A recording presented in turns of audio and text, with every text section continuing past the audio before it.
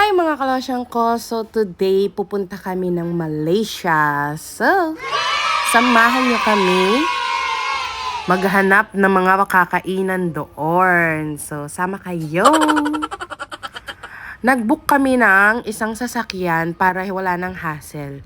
Kung nandito kayo sa Singapore, pwede din naman ng MRT pero mas okay pa rin na mag-book kayo ng sasakyan, lalo na kung meron kayong maliit na bata.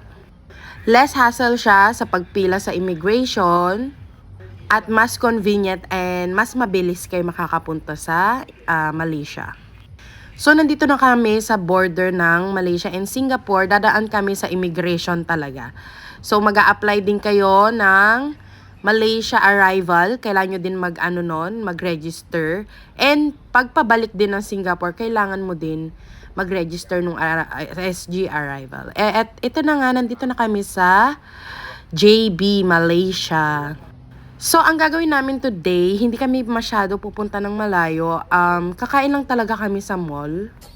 At medyo mamimili kami ng konti-konti lang naman. Hindi naman marami. Mamimili lang kami ng konti. Kung ano lang makikita namin. First, ang hinanap talaga namin ngayon is kakainan for breakfast. So, may nakita kami may McDo. So, nag-McDo muna kami. Lumabas kami sandali and may nakita kaming building na pangalan ni Amari. Nakakaloka. Nakita namin Amari, yung name ng building. So, ito na nga. Parang merong dimension tong pintuan nila. Hindi namin alam. Nabidyohan namin yan. So, kumain muna kami sandali ng McDo for breakfast.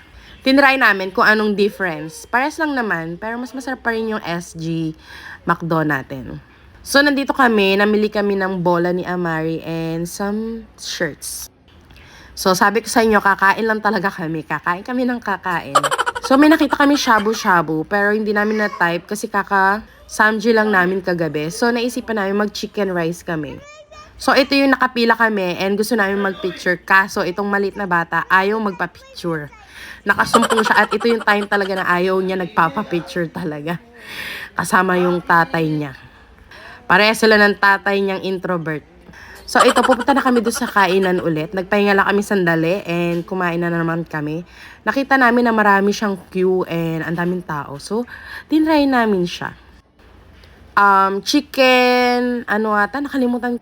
So habang naghihintay kami ng food, tinignan na muna namin yung mga menu nila.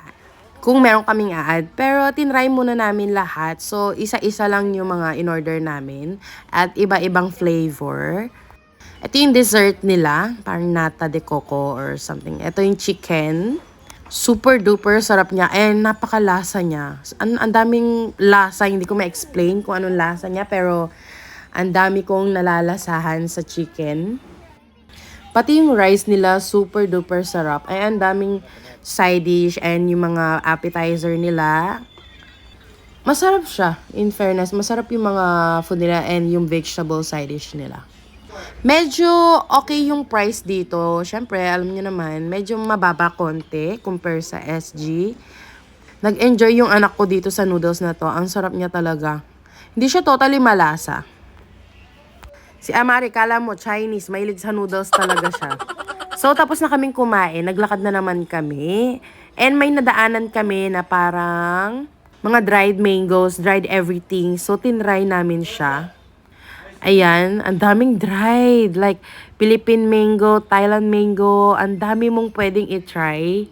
So, gagamit ka lang ng toothpick and pwede mong i-try lahat talaga. So, may nagustuhan kami, yung guava hindi masyado, but everything naman, medyo masarap naman yung iba, and may mga days dried fruits. So, ito na nga, and meron pang parang biscuit ba yan? Ito yung guava nila. Yun lang naman ang binili naming mga dried fruits. And, syempre, hindi mawawala yung Jayco kasi napaka-mura niya dito compare sa Singapore. 2 dosena na, 55 ringgit. So, around like $16 to $17 lang sa SG. So, hindi na kami nagpa-tumpik-tumpik pa. Bumili kami ng 4 na box agad-agad. Ay, hindi pala. 6 agad-agad kasi nag-add pa kami. anim yung yung in-order namin kasi nasarapan kami. Ang sarap talaga niya. Alam niyo yun, hindi naman sa kino-compare ko pero mas masarap na siya ngayon compare dun sa mga ibang brand kasi yung iba kasi napakatamis na. Compare dito, talaga malalasahan mo yung lasa ng mga flavor nila, hindi lang yung matamis. You know? Ayan, super duper talagang sarap niya. Ang daming queue. Alam niyo ba na nagstay kami sa loob and hindi naubusan yung queue. So, ito yung anak ko. Napakakulit. So, halos lahat talaga kami lumabas kasama yung mga kapatid ko. Pati yung asawa ko off niya today. So, kasama namin siya din. Siyempre, hindi mawawalang kalikutan ng bata. Eto, nasa likod ko siya. Pero, hindi ko na siya pinasin dahil meron nandiyan naman yung mga kapatid ko.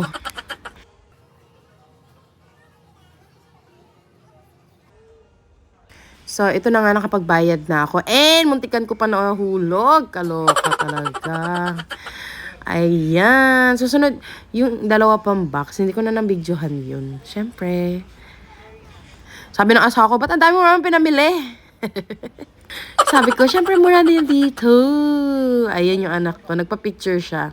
Minsan lang yan pag nakasumpong. And syempre, nakasumpong siya ngayon dahil nabilang siya ng laruan ng tatay niya. Anyway, eto na yung pauwi na kami. Maghapon lang talaga kami sa Malaysia.